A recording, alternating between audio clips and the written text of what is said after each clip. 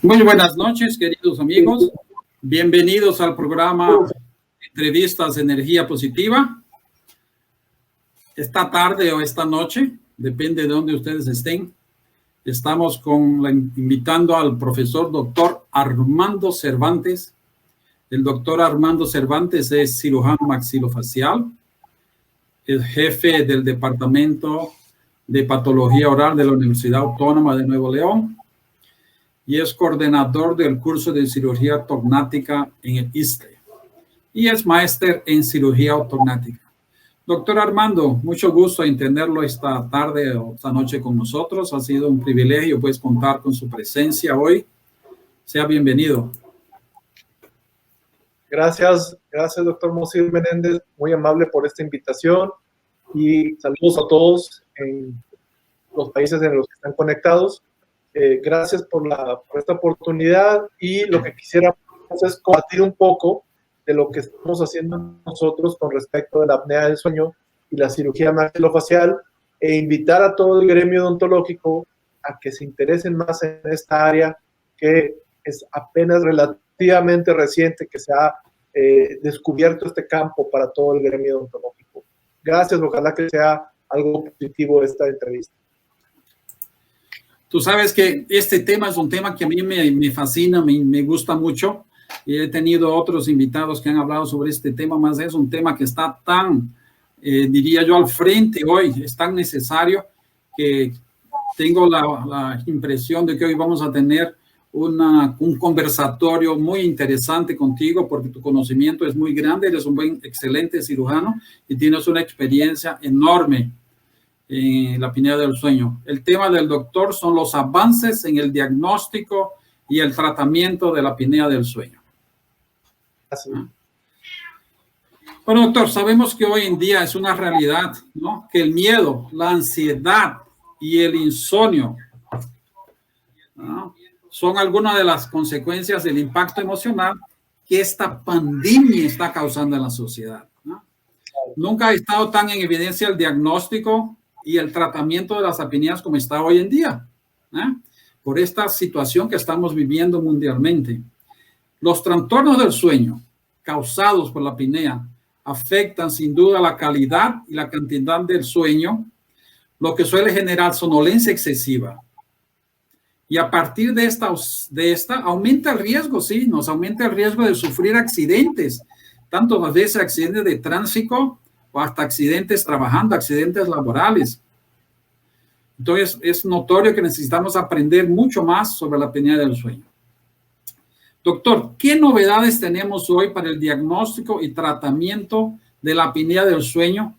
Y una cosa que me interesa también, que le voy a comentar, es cómo el COVID-19 está afectando a los pacientes portadores de apnea.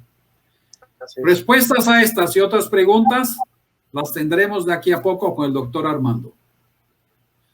Doctor, para comenzar, vamos a ver lo básico. ¿Cómo podemos definir esta patología que es la apnea del sueño? Claro. Primero que nada, pues obviamente definir qué es la apnea del sueño.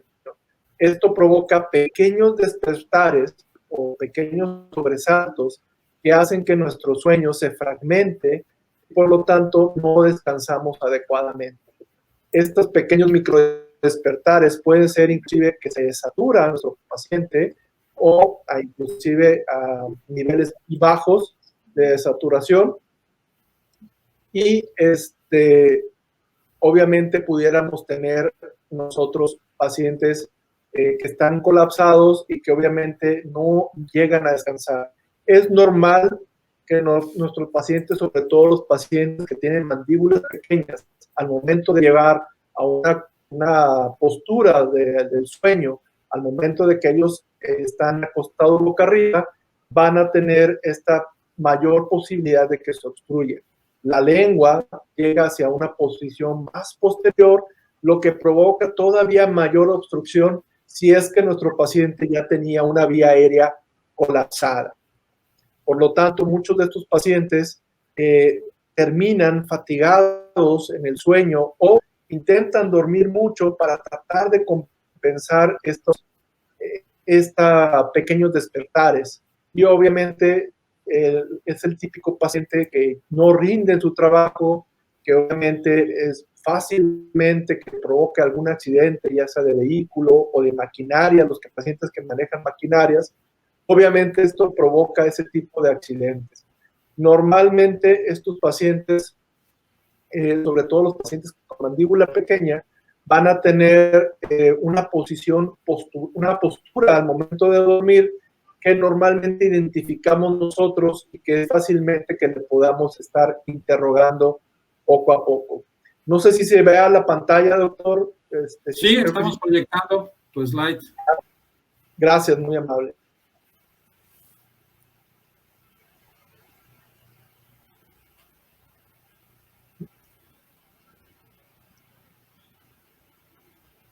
Doctor, dígame. ¿Qué tan grave podemos decir hoy que es la apnea del sueño? Ok. La verdad es que es una enfermedad que está infradiagnosticada o subdiagnosticada. Es tanta la población que normalmente puede llegar a tener este padecimiento que en algunos estudios mencionan que la población que está afectada sobrepasa el 70 o hasta el 80% de la población arriba de 40 años. Esto provoca que esos pacientes no llegan a una categoría o no puedan ser tratados adecuadamente porque no se ha establecido un diagnóstico correcto. De hecho, la Academia Americana del Sueño ha bajado sus criterios de diagnóstico con el fin de que se puedan diagnosticar mejor estos pacientes y obviamente tratarlos adecuadamente.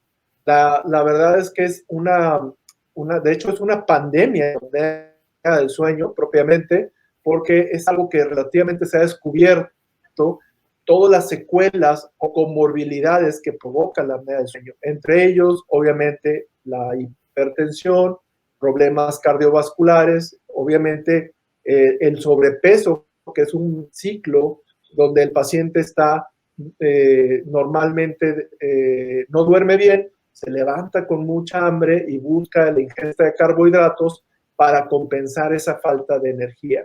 Esa es otra secuela que tenemos. Y obviamente, inclusive malestares, dolor de cabeza, cansancio, debilidad, y tiene muchas secuelas este problema de apnea del sueño, que la verdad es que quisiéramos que haya más pacientes que buscaran atención, sobre todo hacer un mejor diagnóstico con estos pacientes. Más, ¿cuáles son los síntomas más comunes asociados hoy con el sueño?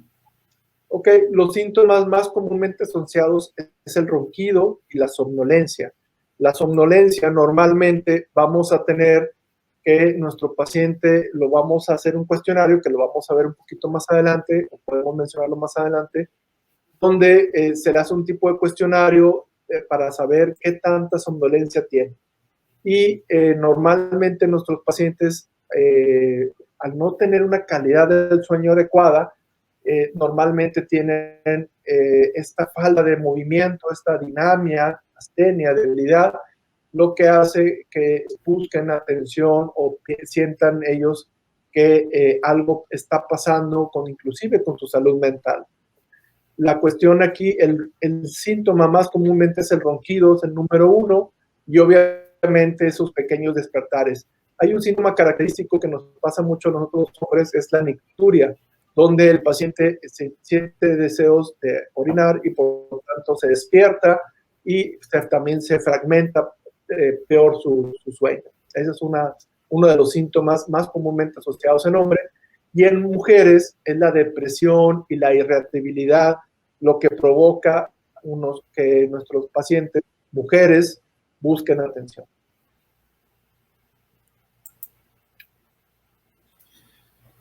Armando, ya hablaste un poquito algo que me llamó la atención, ¿no? La incidencia de la apnea del sueño se está agravando en estos momentos con la pandemia, claro. En relación a su prevalencia, ya citaste, ¿es más común en hombres o en mujeres? ¿Ah? O sea, hay una diferencia por género. Y también me gustaría saber si tienes informaciones si su incidencia se afecta por la región o localidad en que las personas viven en determinados países. Y también a qué edad puede aparecer por primera vez la apnea del sueño? Te he hecho varias preguntas, creo que vamos. Vamos a tratar de responderlas. En la incidencia, obviamente, el género masculino mayormente se afecta, pero por lo mismo, la mayoría de los artículos o publicaciones mencionan que las mujeres están siendo todavía peor diagnosticadas porque se confunden con otros síntomas, sobre todo en la menopausia. Sabemos que la edad en promedio de un paciente con apnea del sueño es arriba de los 40 años, pero hay pacientes jóvenes, inclusive pacientes pediátricos o niños, en los cuales está bien establecido el problema de apnea del sueño. Nosotros vamos a comentarlo más en la apnea del sueño para pacientes adultos, porque es precisamente lo que vamos nosotros a estar charlando en este momento. Pero sabemos que hay apnea del sueño para pediátricos, pero es otra entidad prácticamente aparte. El paciente adulto lo que normalmente busca es en los 40 años y normalmente en hombres se asocia sobrepeso, se asocia hipertensión, se asocia obesidad, y todas estas comorbilidades a diabetes. Y en la mujer normalmente su complexión puede ser inclusive más delgada de lo normal y tener apnea del sueño. Y normalmente se diagnostican inadecuadamente.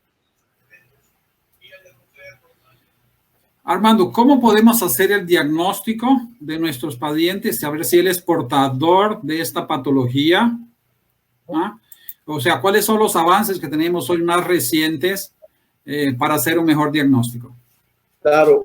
Primero me gustaría comentar un poco acerca de cómo el odontólogo pudiera estar en frecuente en contacto con estos pacientes. Les quiero compartir esta política que declara la Asociación Dental Americana para tratar los pacientes con problemas del sueño, trastornos respiratorios del sueño. Y lo que hace la Asociación Dental Americana es estos 11 pasos donde ellos sugieren que al gremio odontológico, obviamente, primero que nada, en los pacientes que tengamos ya las comorbilidades como diabetes, como hipertensión y sobrepeso, valorar estrechamente o enfocadamente a esos pacientes para que descartar o confirmar la asociación con la apnea del sueño. Número 2, en pacientes pediátricos, evaluar el crecimiento de tal manera que al momento de que el odontólogo valore un paciente, sobre todo los pacientes con mandíbulas pequeñas, que llamamos clases 2, obviamente ir corrigiendo ese crecimiento con algún tipo de aparato ortopédico. Número 3, los dispositivos intraorales que, como ustedes saben, son una herramienta excelente y pues vamos a mencionar un poco más adelante cómo funciona el dispositivo intraoral y cuál es el paciente ideal para este tipo de dispositivos. Número 4, precisamente, el dispositivo intraoral es evaluarlo, evaluar continuamente, que esté ajustarlo y fabricar el dispositivo intraoral. Aquí en México tenemos muchas marcas de dispositivos intraorales, inclusive hay gente que hace su propio diseño y lo modifica. La verdad es que eso es un problema a nivel mundial porque hay muchos tipos de dispositivos intraorales, lo que provoca que no haya una estandarización o no se siga un protocolo adecuado en los dispositivos de avance intraoral.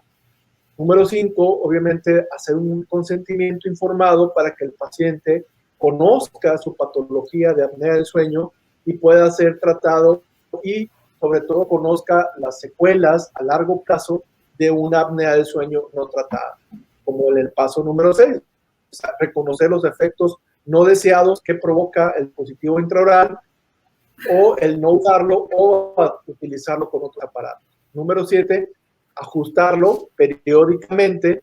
Y el punto número 8, que lo marcamos un poquito ahí con una color especial, es valorar una posible cirugía. Comentábamos al principio de la charla, antes de conectarnos con el doctor Mosir, que normalmente el cirujano maxilofacial juega un papel importante a largo plazo en estos pacientes con apnea del sueño, porque la cirugía ortognática es una de las herramientas con mayor éxito y más predecibles para tratar la apnea del sueño.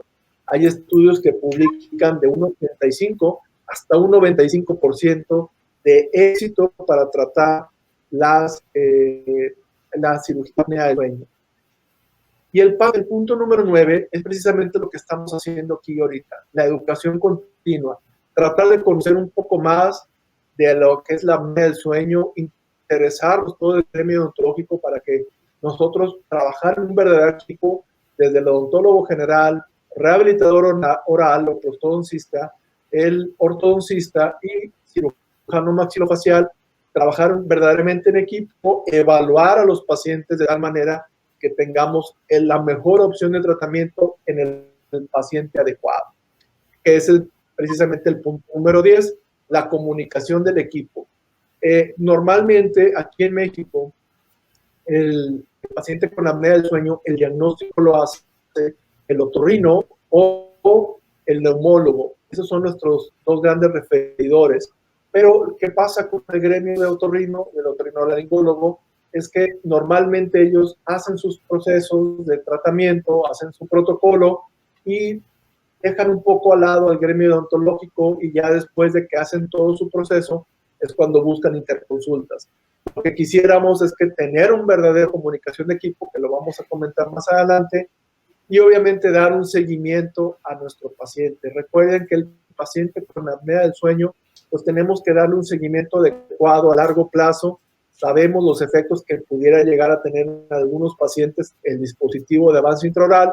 Por lo tanto, el darle un seguimiento adecuado a este paciente nos va a dar, vigilarlo o hacer una vigilancia estrecha a nuestro paciente para corregir esos posibles efectos no deseados. Hablando de todo esto, sé que para llegar a un diagnóstico y para entender la profundidad de esa apnea del sueño, utilizamos un examen que es conocido como polisonografía, que es un examen pues, que permite avaliar la cantidad y la calidad del sueño. Y yo sé que hay la polisonografía, que es aquella que se hace en hospitales o en sitios especializados. Y recientemente me parece que he oído que apareció la polisonografía portátil o a domicilio. ¿Qué me puedes hablar sobre eso? Porque yo sé que debe ser muy difícil ponerse todos aquellos controles y aquellos electrodos en la cabeza y todo y dormir en un hospital, o simplemente acostarte en tu casa y dormir. ¿Cuál es tu experiencia? ¿Qué opinas sobre estos aparatos? Claro, normalmente el diagnóstico inicia desde la escala de Epworth. En la escala de Epworth empezamos el primer paso para el diagnóstico, que es una escala de somnolencia. En este cuestionario, antes cuando teníamos la posibilidad de que los pacientes estuvieran en la sala de espera, ahora por el COVID pues es un poco más difícil, pero lo pudiéramos incluir en un apartado en nuestra historia clínica. A los que ya tienen su expediente electrónico digital, lo pueden agregar, muy fácil de agregarlo. Y esta escala lo que hace es valorar la posibilidad de que el paciente se quede dormido y evaluar su posibilidad de que se duerma. Si se duerme sentado, leyendo, mirando la televisión, si está en un lugar público inactivo, si es como un pasajero del vehículo en movimiento, si está acostado, sentado, si después de un almuerzo sin alcohol, y obviamente la posibilidad se hace, estos parámetros es para ver que si tiene o somnolencia diurna grave, severa o no. Esta escala es muy utilizada, pero no es tan objetiva, es algo relativamente subjetivo, porque recuerden que estamos evaluando la respuesta del paciente a quedarse dormido y confiamos en él como fuente. No es algo que pueda ser totalmente medido. Hay otros cuestionarios que los vamos a mencionar más adelante, como hay otros cuestionarios como el Stop Bank. El Stop Bank es un cuestionario que lo que hace es medir el ronquido, la sensación de cansancio, si el paciente tiene apnea, la hipertensión de nuestro paciente, y Bank se refiere a la índice de masa corporal, a la edad, a la circunferencia del cuello y al género. Normalmente el género sería el género masculino, el más afectado. Y ese es el cuestionario de Stop Bank, donde normalmente hacemos este cuestionario. Aquí vamos a traducirlo un poco. donde le preguntamos al paciente, ¿roncas? Si ronca muy fuertemente para que el paciente que está al lado de nosotros se despierte. Si está cansado, si las sensaciones de fatiga, adormilado, cansado durante el día, si tiene apnea durante el sueño, si ha cesado su respiración o se ahoga. Voy a tratar de hacer el ruido que es muy característico, que el paciente se despierta tratando de jalar aire, que esto es una sensación de ahogo, o deja de respirar, esa es la O. La P es de presión o presión alta, en el cual si el paciente está medicado o está por iniciar un tratamiento para hipertensión, y el índice de masa corporal, que ahí viene con calcularlo en altura y peso, ya sea en centímetros o kilos o pulgadas, libras. Y la edad, normalmente la edad es arriba de, ya la edad se bajó un poco, ya hay 50 años, pero la edad es por arriba de 40 años. En cuanto a la circunferencia del cuello o el tamaño del cuello, normalmente es 40 centímetros o más, o el equivalente a 16 pulgadas. Y el género obviamente el más afectado, somos el género masculino, que es el más afectado. Y de acuerdo a este parámetro podemos clasificar en si es bajo riesgo o riesgo moderado o alto riesgo de acuerdo a las preguntas que tenemos, sí o no, de acuerdo a este cuestionario. Y les comparto este artículo. Este artículo es un metaanálisis donde hace una revisión de artículos donde confirma la alta especificidad, el alto valor que tiene el cuestionario Stop Bank para determinar si el paciente tiene apnea de sueño o no. Este es un artículo publicado en 2019 donde vemos este tipo de pacientes. Voy a regresar un poquito. Quiero... dígame. Pues, diga. ¿Podemos? Perdón.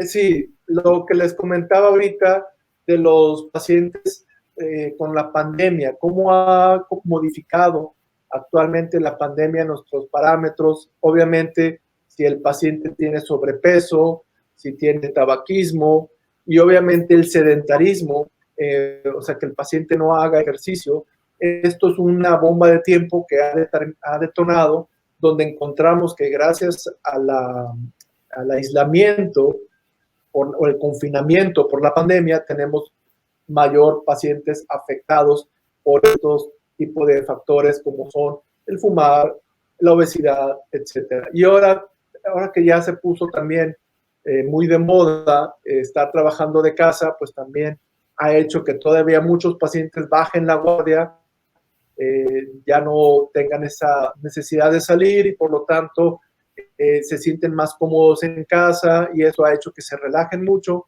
y que tengan ahora esta situación.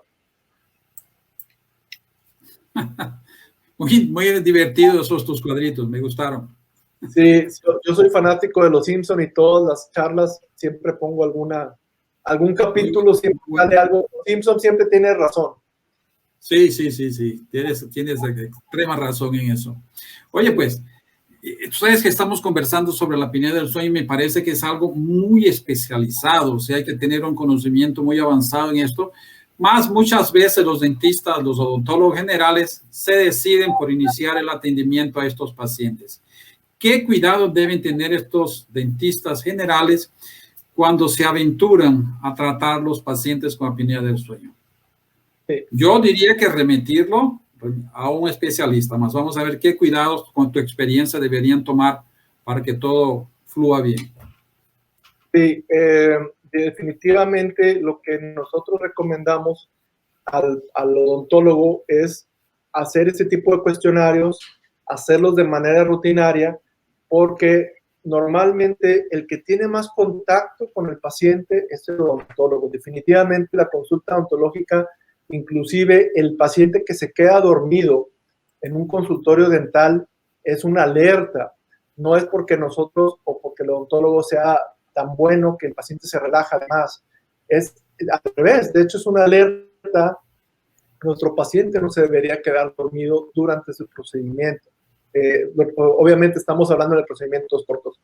Si un odontólogo lo que buscamos es que esté familiarizado con este cuestionario que estamos viendo en pantalla, el Stop Bank, que lo tengan ellos a la mano, que lo practiquen, o al menos el cuestionario de la escala de Epworth que sea lo más agregado posible a la historia clínica, de tal manera que poco a poco se va a hacer algo de rutina y que podamos ellos diagnosticar.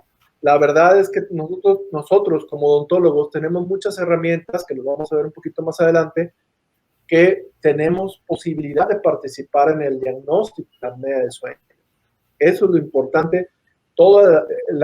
Tres herramientas podemos nosotros participar en el diagnóstico de la apnea del sueño, las cuales ya están bastante justificadas, que son válidas para hacer un diagnóstico al menos presuntivo de apnea del sueño, o en algunos casos complementario para la apnea del sueño.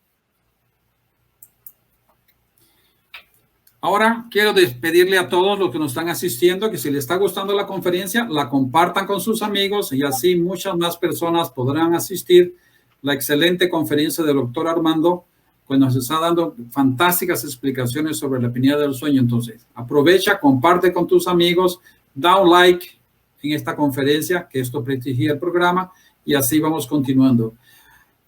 Armando, el doctor Alejandro Vivas ha entrado ahí rápidamente y te manda felicitaciones. Tú sabes que está en Portugal y allá es de madrugada, ¿no? Ya es muy tarde. Alejandro, duérmete. Alejandro, ya duérmete, deja de ver esto. Descansa. Así es, pues. Ajá. Bueno. Quisiera mencionar algo con respecto al ronquido. El ronquido es, como comentamos al principio de la charla, es uno de los principales síntomas. Y normalmente muchos de nosotros, inclusive nosotros como pacientes, desconocemos que el roncar es algo no normal o es algo anormal. Pero si uno sale de fiesta, se toma alcohol, claro que esa noche quizás ronques, pero hacerlo de manera diaria, el ronquido, pues es una entidad diferente y que inclusive muchas veces puede ser el principio de una enfermedad obstructiva respiratoria. Por eso les quería compartir este artículo de la revista de Medicina del Sueño, en el cual, publicado en 2019, hablan de cómo podemos hacer una revisión sistemática del ronquido primario. Entonces, hay que tratar de hacer una definición más amplia de lo que es el ronquido primario, porque probablemente de ahí vamos a tener un diagnóstico de otros problemas respiratorios u obstructivos durante el sueño. Y la imagen que estamos viendo aquí, estamos viendo dos problemas del sueño o dos trastornos del sueño. Obviamente, pues el ronquido probablemente es apnea del sueño por la postura que él tiene, y ella, la esposa, pues tiene insomnio precisamente provocado por el ronquido y la poca posibilidad de descansar. Entonces tenemos en esta diapositiva dos pacientes con dos problemas diferentes del sueño, uno insomnio y el otro probablemente apnea del sueño. Esto es una de las preguntas que yo tenía para ti, porque la verdad que muchas veces cuando nosotros estamos con un grupo de amigos y hay uno de ellos se queda dormido en un sofá, en algo, de repente él ronca, ¿no? Claro. Y las esposas muchas veces comentan cuando lo ven roncando, digo, pues ese tipo si ronca no me deja dormir. Entonces tú lo dices muy claro. Esta puede ser una primera señal de que ese paciente es portador de la apnea del sueño. Él no se ha dado cuenta, puede ser la primera señal para que él se cuide. Claro, definitivamente. Definitivamente, ¿no? La apnea del sueño nos compromete nuestro bienestar físico y mental. O sea, si no dormimos bien, como tú lo has dicho, nuestro cerebro tampoco trabaja bien, ¿no? Está siempre cansado. ¿Cuáles son los recursos más actuales que podemos indicar para mejorar la cantidad del sueño, la calidad del sueño y controlar las apneas? Ok, voy a tratar un poquito, repasar. Esta es una recomendaciones básicas. De hecho, posteriormente en una diapositiva lo podemos mostrar.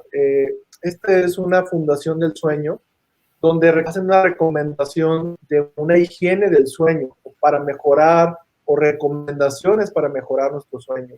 Normalmente estas recomendaciones pues son muy básicas, quizá algo muy lógicas que digamos todos, pues claro, si hago eso, obviamente voy a mejorar la calidad del sueño, pero no está de más repasarlas, porque obviamente si hiciéramos esto, claro que nos ayudaría a muchos de los pacientes o a nosotros mismos que no tenemos ese ciclo de sueño adecuado.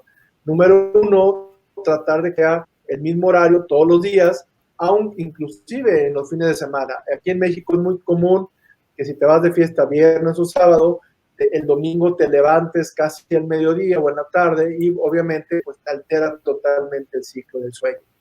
Tratar de hacer una rutina relajante pre-sueño, obviamente entre ellas tratar de no estar conectado con el celular, la computadora. Normalmente se recomienda no tener un aparato que emita luz porque esto altera nuestra rutina del sueño, para poder que sea más fácilmente quedarnos dormidos.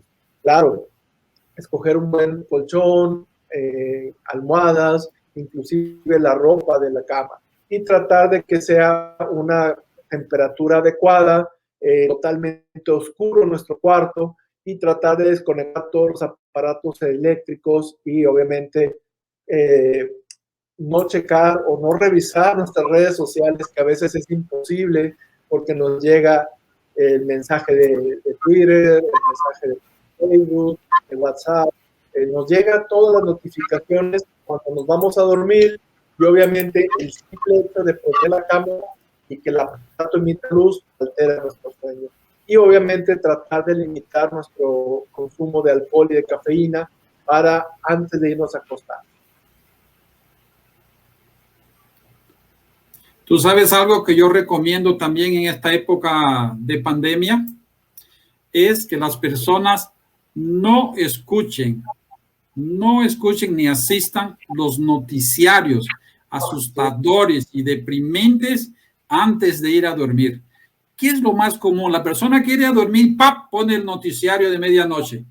Y ahí vienen todas aquellas noticias, 5,000 muertos, 10,000 muertos, todo el mundo contaminado. Y no duermen. Entonces en esta pandemia está cada vez peor. Las personas no descansan porque, y al contrario, también cuando se levantan y se despiertan, ya al otro lado, y le digo, no asistan noticias luego de temprano porque se van a cargar su cerebro de energía negativa. Entonces esos son dos consejos que yo siempre doy para que las personas lo hagan antes de ir a dormir, ¿no? Claro. Más tú hablas. Perdón, quiero hacer un comentario fuera de lo que es la apnea del sueño y comentar lo que lo vimos en la práctica privada como en la institución. Nosotros vimos un incremento de los pacientes de problemas articulares cuando inició la pandemia. ¿Qué fue lo que pasó? Que obviamente las malas noticias, el no saber qué iba a pasar con nuestra vida, el cambio del confinamiento, el cambio de estar trabajando en casa, de alterar nuestro ciclo de sueños porque podía dormir más tarde, levantar más tarde, todo eso provocó que incrementara notablemente la consulta de problemas de pacientes con problemas articulares, específicamente articulación temporomandibular. Vimos un incremento que era de tener 2 pacientes a la semana de consulta, era casi un paciente diario o a veces 2 pacientes diarios en la consulta privada, donde se dispararon la consulta por el estrés, por todos estos factores que acabamos de mencionar. Digo, es un comentario fuera de lo que es la apnea del sueño, pero no quería dejarlo pasar desapercibido. Tú sabes que eso pasó aquí también en Brasil, en números casos frecuentes de pacientes con bruxismo, pacientes que se están quebrando los dientes, se están trincando los dientes por el exceso de estrés. Eso ha pasado aquí también, ¿eh? Oye, Armando, tú comentaste sobre sobrepeso, ¿no? Yo sé que no eres nutrólogo ni nutricionista, mas con tu experiencia, ¿qué se está usando para que esas personas disminuyan esta ansiedad y no se despierten, como tú dijiste, en la noche y quieran huir de ese problema y coman demasiado y la obesidad aumenta? ¿Qué puedes recomendar con esa tu experiencia? ¿Qué has visto de nuevo por ahí? Claro. Normalmente lo que recomendamos es parte de lo que es el control de sueño, También es lo mismo con lo que es el control de peso. En la diapositiva que habíamos de los Simpsons, obviamente es lo que habíamos comentado, que al cambiar nuestros hábitos tanto y estar más cómodos en casa, lo que se notaba es que ahora teníamos comida a disposición. O sea, teníamos el refrigerador a 2 pasos de nuestro lugar de trabajo, nuestro centro de trabajo. A veces nuestro ritmo laboral imposibilitaba o se dificultaba muchas veces tomar o ingerir algún alimento. Y ahora con el confinamiento, tener a la mano todos estos alimentos, y claro que ha incrementado el paciente con sobrepeso, está bien documentado, obviamente vamos a comentar algo con un artículo, pero definitivamente eso lo mencionábamos, inclusive charlábamos con el departamento de endocrinología y que veía ahora su consulta también se incrementó por lo que comentábamos ahorita, la disponibilidad de alimentos a cualquier hora y de nuestro gusto, ¿no? Porque tenemos nuestra fuente de alimentos a 2 pasos del centro laboral. O sea, ¿tú le cambiarías la dieta a estos pacientes con algo Así más es. sano? Claro, la dieta obviamente debe de cambiar y debemos de tener unos horarios de comida, de ingesta y tratar de respetarlos, porque al tener nosotros a nuestros hijos en casa, al tener nosotros un trabajo laboral en confinamiento, esto hace que queramos comer todos a la hora que quisiéramos y hay que restringir nuestro horario, restringir nuestro consumo de carbohidratos para de esta manera disminuir la posibilidad de que nos afectemos con apnea del sueño. Tú ves, Armando, qué tortura, ¿no? Todo lo que es sabroso hace daño. Claro. La dieta de Homero Simpson. La dieta de Homero Simpson. Sí, pues evitar con todas esas tentaciones, tú estás en casa, en trabajo en casa y con la familia y todo, se hace muy difícil. Claro. Pues realmente hay que influenciar en eso porque es una de las causas mayores de la obesidad, de la apnea del sueño. Claro. Perdón, comentábamos ahorita acerca de los estudios y de lo que es la polisomnografía y el estudio portátil del sueño. La polisomnografía es el estudio básico para medir la calidad del sueño y lo que hace la polisomnografía o los grandes centros de polisomnografía, te miden infinidad de factores que hacen evaluar a nuestro paciente, desde inclusive hay cámaras o monitores para ver cómo se mueven los ojos durante la fase del REM, obviamente mide la saturación, etcétera, el ronquido, la postura. Es mucha información que recibimos con los centros del sueño. ¿Qué es lo que pasa? Que obviamente el costo es mayor, a veces el paciente no logra conciliar el sueño porque es como si fuéramos a dormir en un cuarto o una habitación de hotel, por lo tanto es poco, a veces es difícil llegar a tener un buen estudio, un récord de las horas de calidad del sueño del paciente por las situaciones que les comentaba. En este caso, lo que es el BTI apnea o una polisomnografía portátil, mencioné el BTI apnea porque nosotros, como sabemos, BTI es una marca de implantes y normalmente lo que hacemos es que pues, los relacionamos, tenemos conocimiento con ellos. Estos aparatos, usualmente les comentaba, el otorrino, el neumólogo, lo tienen en parte de su gabinete. Nosotros como odontólogos no estamos acostumbrados a tener este tipo de aparatos, pero la cercanía que tenemos con la compañía BTI nos da este tipo de beneficios, ¿no? En este caso es un estudio portátil que nos da 7 señales diferentes, nos dice el flujo respiratorio, el esfuerzo que hace el paciente para respirar, la oximetría, la frecuencia cardíaca, cuánto es el ronquido que tiene, la posición del cuerpo al dormir y la frecuencia respiratoria. Es bastante fácil de utilizar, pero obviamente tiene sus desventajas porque solamente mide 7 canales o 7 ciclos.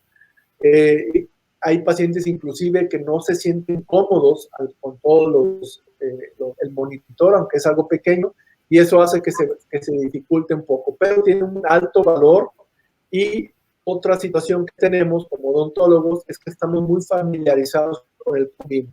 El CONVIM, la mayoría de los gabinetes de imagen, podemos pedirle una tomografía computarizada de cono llamada CONVIM y les podemos pedir que nos tomen o que nos muestren la ventana de la vía aérea. Esta ventana de la vía aérea nos va a dar, nosotros estamos sensibilizados o estamos más capacitados para valorar esta vía aérea y esto está bien documentado. La vía aérea la podemos valorar en milímetros cúbicos y en área física, que es milímetros cuadrados.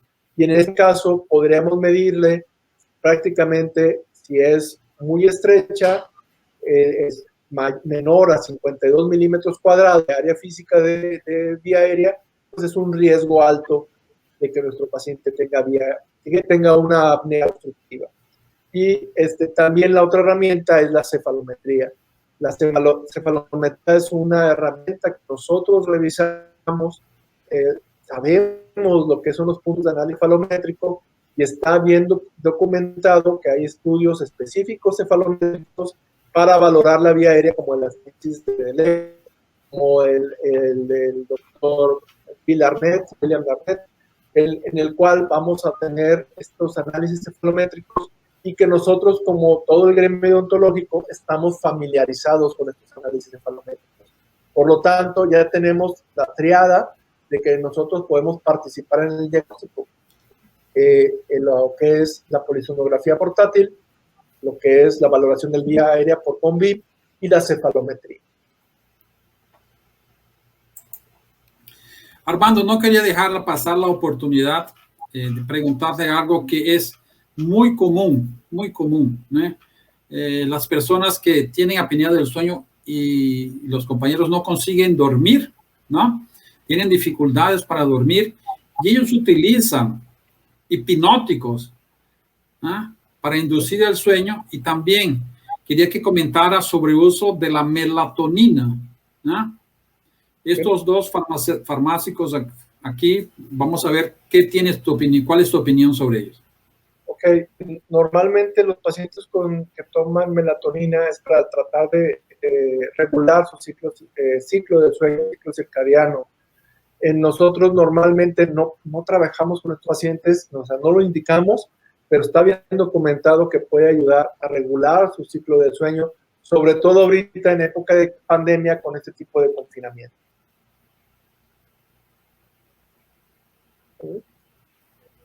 ¿Y sobre los hipnóticos? En cuanto a los hipnóticos, normalmente nosotros no recomendamos el uso. Cosa curiosa, cuando los pacientes con problema articular también tienen apnea del sueño, no los damos porque obviamente esto alteraría su ciclo del sueño. Tratamos de no darles hipnóticos o algún antidepresivo.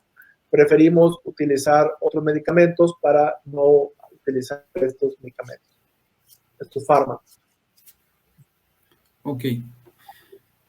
Armando, según un neurólogo, Hernando Pérez, que es especialista en el Centro de Neurología Avanzada de España, el sueño tiene dos reguladores, que inclusive ya mencionaste, que es el ciclo de luz y la oscuridad, y el cansancio, ¿no?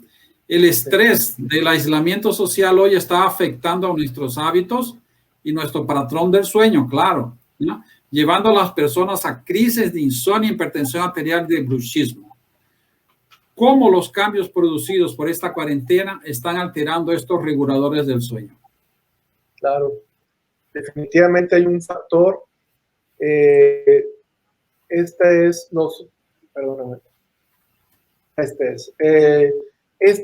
lo que nos ha afectado el COVID-2019.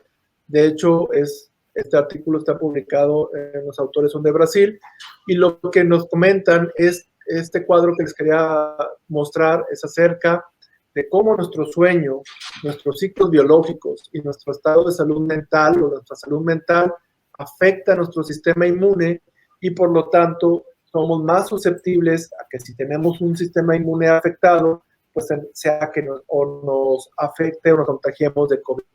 Este es un artículo que les quería compartir, donde analizan cómo las restricciones sociales afectan la calidad del sueño y obviamente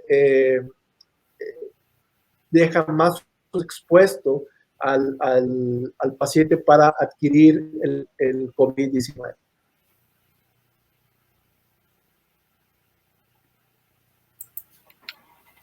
¿Qué nos puedes comentar ahora sí sobre el tratamiento de la apnea del sueño? ¿Qué son estos dispositivos orales de avance mandibular? ¿Ah? ¿Cuándo están recomendados ese tipo de aparatos? ¿Y cuál es el mecanismo de funcionamiento de estos aparatos? Claro, existen diferentes opciones de tratamiento para la apnea del sueño. La primera opción es el famoso CPAP, que es una terapia de aire positivo. Lo que normalmente el CPAP se tiene que instalar al paciente inmediatamente diagnosticado con apnea del sueño. Inclusive, muchas veces el CPAP es diagnóstico, porque algún problema obstructivo puede ser de origen central y no propiamente de obstrucción a nivel de la lengua, a nivel de la porción retrolingual o retropalatal. Por lo tanto, nuestro paciente tendría que iniciar con la terapia de CPAP. Una vez que esté bien diagnosticado la apnea del sueño, vamos a clasificarlo en leve, moderada y severa. En los pacientes con apnea leve a moderada, una de las opciones es el que estamos viendo en pantalla, es el dispositivo de avance intraoral. Lo que va a provocar es una protrusión de la mandíbula para que durante el sueño la lengua mantenga esa postura, inclusive se vaya más adelante y hacer un espacio para que pase el flujo de aire y que el paciente obviamente no se obstruya, no haya ronquido, etc. Esa es la mejor opción.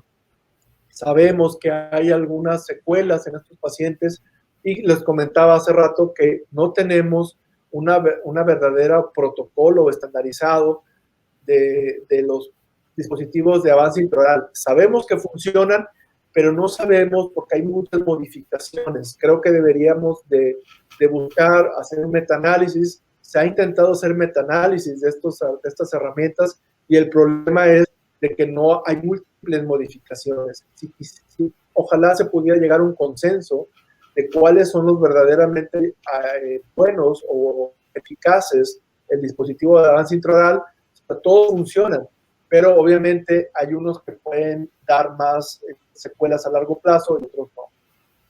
Otra opción de tratamiento es la cirugía bariátrica, sobre todo pacientes que tienen obesidad mórbida o comorbilidad de obesidad. Esto disminuye la circunferencia del cuello, disminuye el índice de masa corporal y inclusive en muchos pacientes es parte del tratamiento previo para algunas de las otras opciones. Y obviamente la cirugía que hace otorrino, que se sigue realizando, pero la verdad con una tasa de éxito variable, inclusive con éxito moderado. Lo que hace la cirugía de otorrino, de ORL, es quitar la úvula, quitar amígdalas, de tal manera que se pueda entrar más flujo de aire a la boca y que obviamente no se obstruya. Y una de las opciones que tenemos nosotros en el gremio odontológico, específicamente en cirugía maxilofacial, es el avance maxilomandibular. El avance maxilomandibular es una cirugía ortognática que tiene como objetivo movilizar el esqueleto facial de tal manera, sobre todo en pacientes clases 2, llevar esa apertura de la vía aérea. Al momento de hacer la apertura de la vía aérea, nosotros tenemos menor posibilidad de esa obstrucción. La mayoría de los pacientes abandonan el CPAP, el tratamiento con la mascarilla de aire, y antes se pensaba que había un número mágico de 10 milímetros avanzar el maxilar, 10 milímetros la mandíbula, inclusive se podía jugar con 5 y 5 milímetros, pero ¿qué es lo que se ha demostrado ahora? Que haciendo movimientos en contra de la manecilla del reloj, podemos cumplir un perfil estético de nuestro paciente y avanzar la vía aérea a veces a lo triple de lo que estaba nuestro paciente inicialmente. Esta cirugía ortognática la hacemos nosotros de rutina aquí en Monterrey y lo que buscamos con estos pacientes es mejorar su calidad de vida, mejorar su vía aérea, obviamente preservando la función masticatoria y el perfil. Prácticamente el 99% de los pacientes quedan encantados con su mejora estética.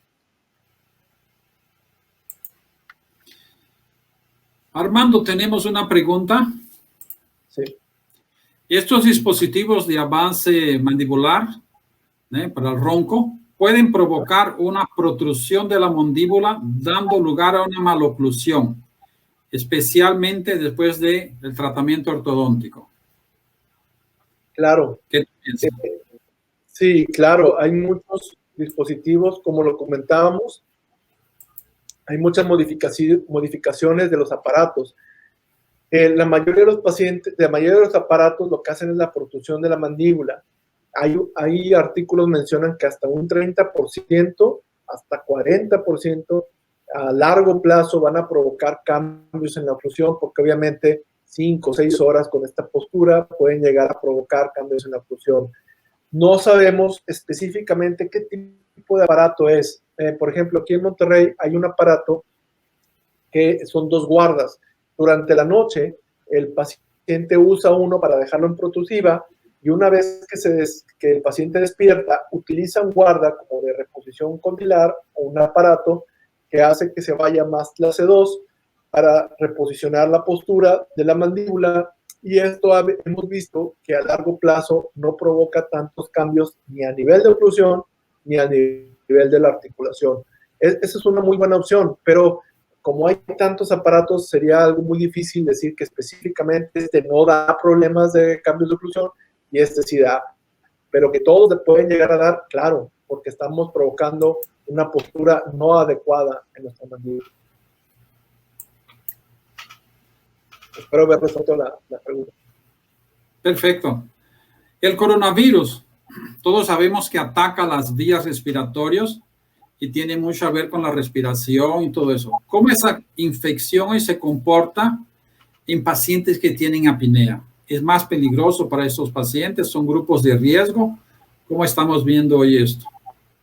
Claro, este es un artículo que les estoy compartiendo, es del 2020 y habla acerca precisamente de cómo el SARS, cómo el COVID-19 amenaza nuestros sueños y obviamente el efecto que tiene el confinamiento o la cuarentena en la calidad del sueño y el índice de masa corporal. Por lo tanto, la conclusión de este artículo, que hacen una revisión de artículos, es una revisión de pacientes, discúlpame, de 121 adultos. La conclusión es que la cuarentena o el confinamiento está asociado a un empeoramiento de lo que es la calidad del sueño, sobre todo en pacientes masculinos, y obviamente incrementa el índice de masa corporal. Eso está bien documentado. Este es un artículo, uno de los tantos que revisamos. La verdad es que sí hay mucha literatura, y como ahorita la mayoría de la literatura del COVID-2019 llega prácticamente sin filtros y es algo muy fácil que podemos llegar a tener.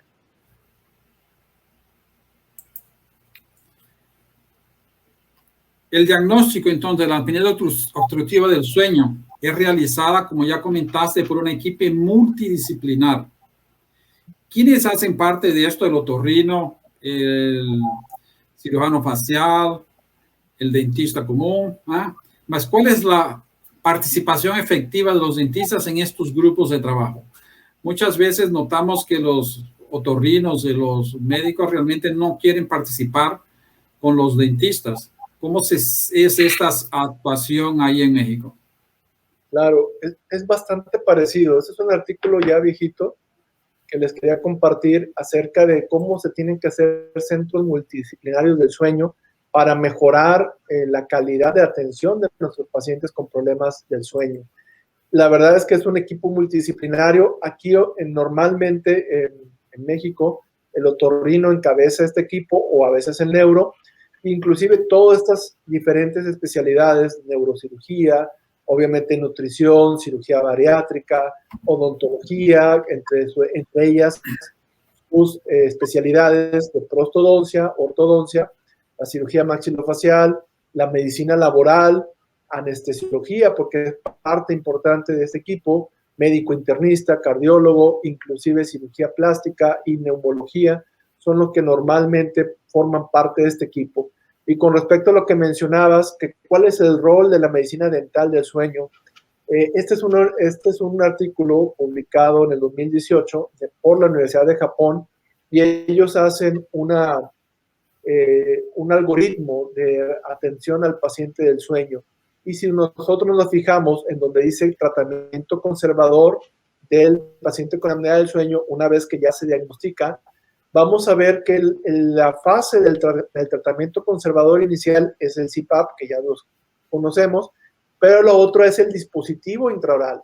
O sea, lo están poniendo a la par prácticamente del CPAP, y obviamente la dieta, la posición o la mejora del sueño postural o la postura del sueño es algo que nos llama mucho la atención y que cada vez se le da más su lugar a la medicina dental del sueño.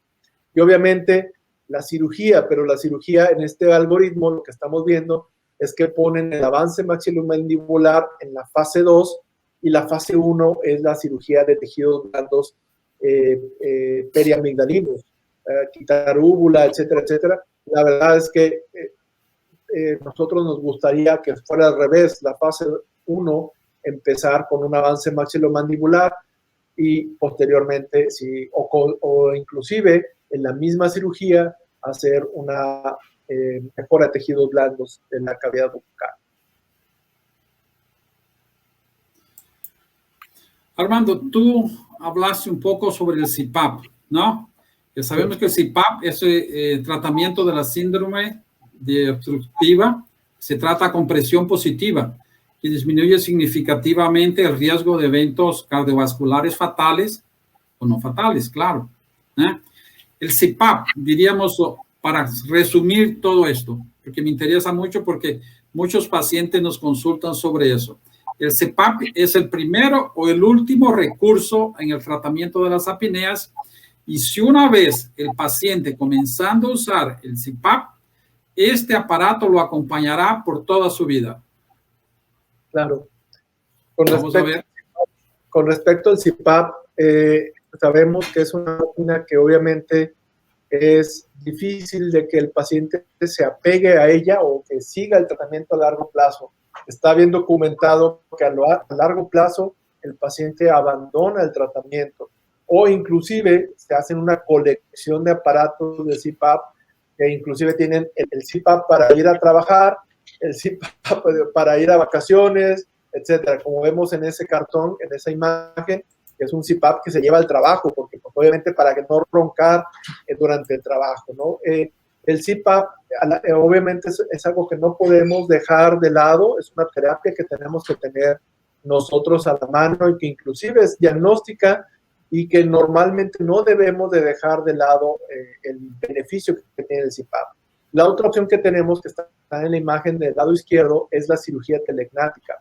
En los pacientes donde ya su oclusión y su perfil está normal, podemos hacer movimientos de una cirugía de avance maxilomandibular, dejando biproductivos a los pacientes, o sea, como si fueran tipo hombre lobo o gorila, de tal manera que esto como un último recurso antes de pensar en una cirugía mayor o inclusive en pacientes que ya no haya más que ofrecerle. La cirugía es telegnática, que quiere decir está fuera de norma y es dejar los protrusivos a los pacientes. Y no, el CPAP normalmente es algo que tenemos que tener en cuenta, pero no, sobre todo pacientes que se cansan de él.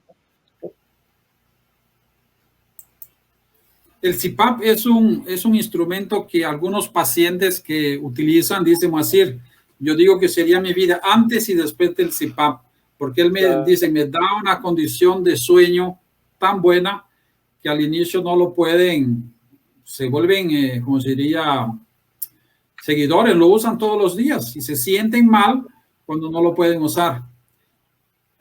Esto es por causa del estímulo que reciben y cómo consiguen respirar mejor en la noche y dormir mejor. ¿Tú crees que ellos abandonan, en tu experiencia, ellos abandonan este tratamiento con el tiempo?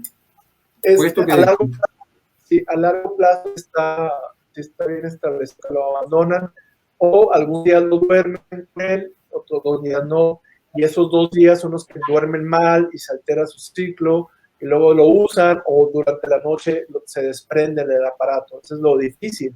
Hay muchos tipos ahorita de CPAP, cada vez más pequeños, pero aún así está bien documentado el desapego o el abandono de la terapia a largo plazo, no a corto plazo. Ok. Armando, sabes que hemos hablado ya casi más de una hora ya, ¿no? Sí. Vamos ahora ya para terminando aquí con las preguntas. Si alguien tiene alguna pregunta, por favor, nos las puedes mandar. Ya hemos respondido algunas. Armando, para terminar, ¿qué el dentista precisa saber hoy sobre el metabolismo circadiano, el sistema linfático y las vías respiratorias? En esencia, ¿cuáles son los beneficios de conocer todo esto para sus pacientes? Sí, comentábamos que la parte de la educación continua es esto, precisamente que el gremio odontológico aprenda de todo lo que es el ciclo respiratorio, conozca a sus pacientes no nada más de los dientes o de la boca, sino que es un entorno. Normalmente nosotros lo que sugerimos es trabajar en continua comunicación con especialidades médicas. Aquí en México a veces es difícil porque el odontólogo no forma parte del núcleo básico del área de salud médica en cuanto a nivel hospitalario. Pero poco a poco, como vimos en los artículos, se ha dado su lugar y creo que definitivamente es algo que tenemos que tener nosotros mayor conocimiento y es un área de oportunidad.